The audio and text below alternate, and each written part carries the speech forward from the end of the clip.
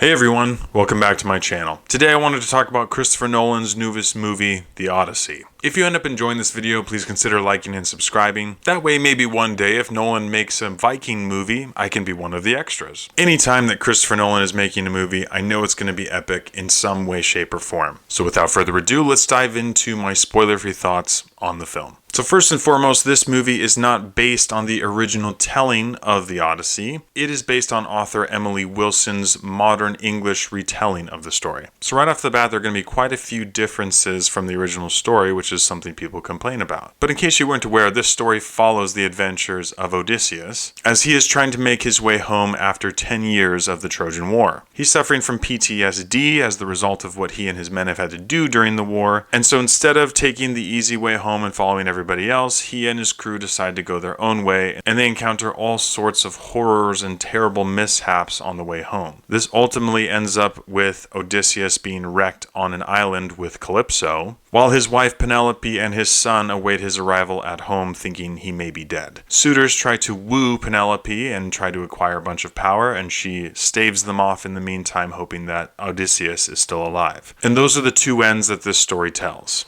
No matter what version of this story we are getting, we know it's going to be epic because Christopher Nolan is directing it, and it sure is. But easily the best part of this movie is the practical effects. Nolan shows the incredible director that he is with the use of practical effects, and every single scene with practical effects is just insane. And on top of that, Nolan can tell a really good story. But this one was a little disorienting at times because you're not only in a plethora of places geographically, but also in different times along a timeline. So this story involves flashbacks in different times and different places. And so while you're able to follow along, it can be a little disorienting at times. And on the line of disorienting is the amount of jump cuts during conversations in this film. Holy free-holies. You may have a 45-second conversation between two people, but at the end of every sentence, there's a jump cut to the other person so they can deliver their line, and you end up having about 35 jump cuts in the span of 45 seconds. Nolan did this a little bit in Oppenheimer, and I absolutely hated it.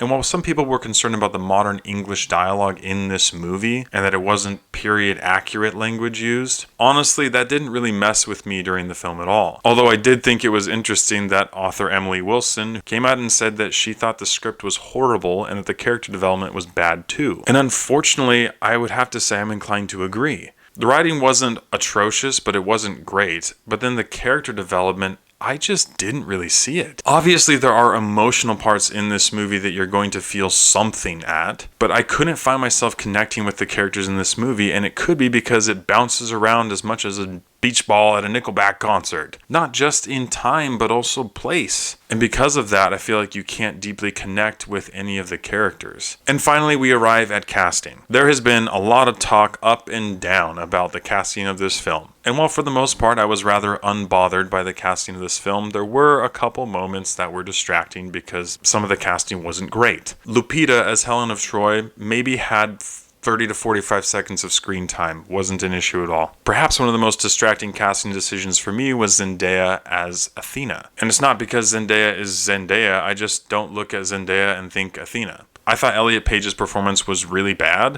which is why I didn't like Elliot in the film. But Elliot had the most screen time out of any of those characters at about 4 minutes maybe. So people were all up in arms about a lot of these characters being cast in these roles, but collectively they only share about 7 minutes of screen time in the film that's almost 3 hours long. But what I was more disappointed about was not the casting decisions that I didn't like, but it was the casting decisions that I did like. And the fact that the people that I did want to see more in the movie weren't in the movie enough. And there is a plethora of details that we could dive into and talk about this, but I need to bring this ship into port.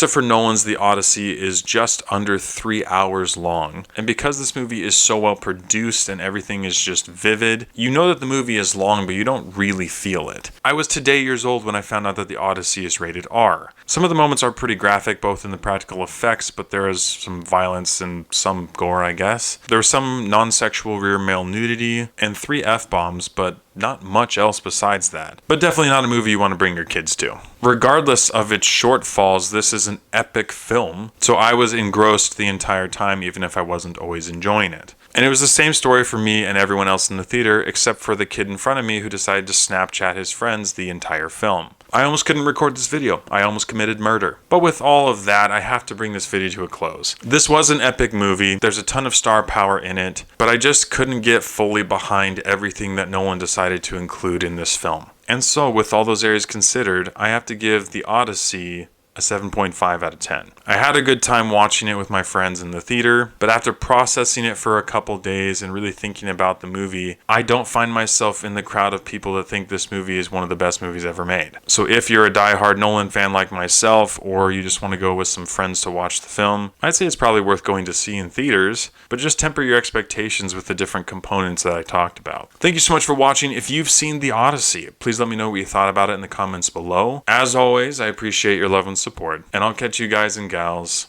in the next one.